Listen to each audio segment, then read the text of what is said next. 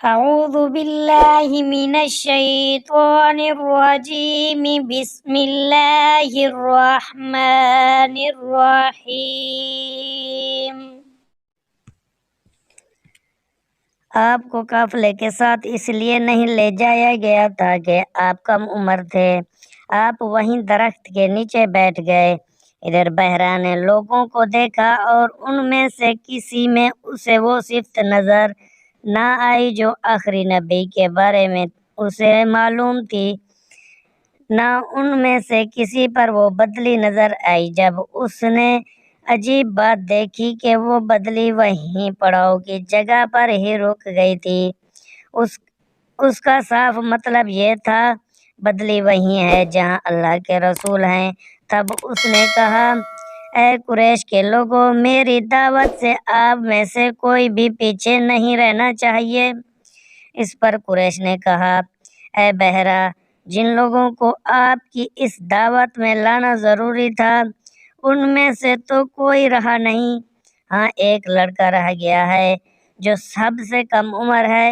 بحرا بولا، تب پھر مہربانی فرما کر اسے بھی بلا لے۔ یہ کس قدر بری بات ہے کہ آپ سب آئیں اور آپ میں سے ایک رہ جائے، اور میں نے اسے آپ لوگوں کے ساتھ دیکھا تھا۔ تب ایک شخص گیا اور آپ کو ساتھ لے کر بحرا کی طرف روانہ ہوا۔ اس وقت وہ بدلی آپ کے ساتھ ساتھ چلی اور تمام راستے اس نے آپ پر سایہ کیے رکھا۔ بحرا نے یہ منظر صاف دیکھا، وہ اب آپ کو اور زیادہ غور سے دیکھ رہا تھا۔ آپ کے جسم مبارک میں وہ علامات تلاش کر رہا تھا جو ان کی کتب میں درج تھی۔ جب لوگ کھانا کھا چکے اور ادھر ادھر ہو گئے تب بحرا آپ کے پاس آیا اور بولا، میں لات اور عزی کے نام پر آپ سے چند باتیں پوچھنا چاہتا ہوں، جو میں پوچھوں آپ مجھے بتائیں۔ اس کی بات سن کر آپ نے فرمایا، لات اور عزی بتوں کے نام پر مجھ سے کچھ نہ پوچھو، اللہ کی قسم مجھے سب سے زیادہ نفرت انہی سے ہے۔ اب بحرا بولا، اچھا تو پھر اللہ کے نام پر بتائیں جو میں پوچھنا چاہتا ہوں۔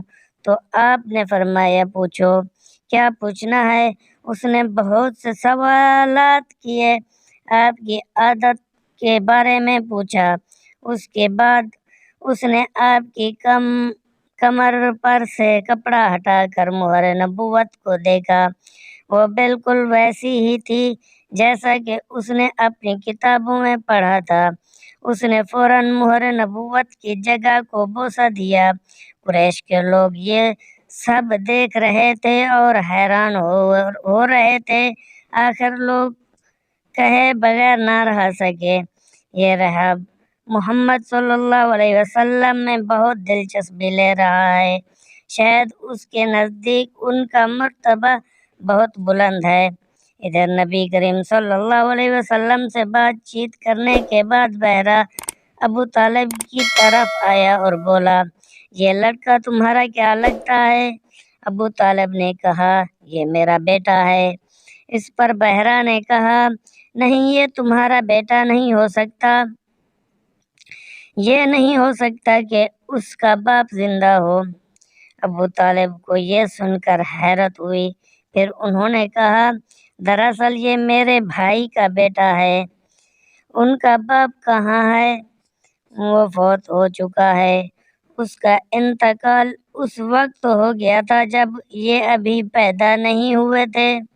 یہ سن کر بحرا بولا، ہاں یہ بات صحیح ہے، اور ان کی والدہ کا کیا ہوا؟ ان کا ابھی تھوڑے عرصے ہی پہلے انتقال ہوا ہے۔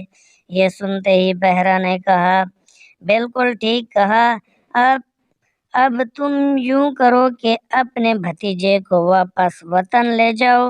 یہودیوں سے ان کی پوری طرح حفاظت کرو۔ اگر انہوں نے انہیں دیکھ لیا اور ان میں وہ نشانیاں دیکھ لیں جو میں نے دیکھی ہیں تو وہ انہیں قتل کرنے کی کوشش کریں گے۔ تمہارا یہ بھتیجا نبی ہے، اس کی بہت شان ہے۔ ان کی شان کے بارے میں ہم اپنی کتابوں میں بھی لکھا ہوا پاتے ہیں، اور ہم نے اپنے باپ داؤد سے بھی بہت کچھ سن رکھا ہے۔ میں نے یہ نصیحت کر کے اپنا فرض پورا کر دیا، اور انہیں واپس لے جانا تمہاری ذمہ داری ہے۔ ابو طالب بحرہ کی باتیں سن کر خوف زدہ ہو گئے، آپ کو لے کر مکہ واپس آ گئے۔ اس واقعے کے وقت آپ کی عمر 9 سال تھی۔ اس عمر کے لڑکے عام طور پر کھیل کود میں ضرور حصہ لیتے ہیں۔ ان کھیلوں میں خراب اور گندے کھیل بھی ہوتے ہیں۔ اللہ تعالیٰ نے آپ کو اس سلسلے میں بھی بالکل محفوظ رکھا۔ جہالت کے زمانے میں عرب جن برائیوں میں جکڑے ہوئے تھے، ان برائیوں سے بھی اللہ تعالیٰ نے آپ کی حفاظت فرمائی۔ ایک واقعہ آپ نے خود بیان فرمایا۔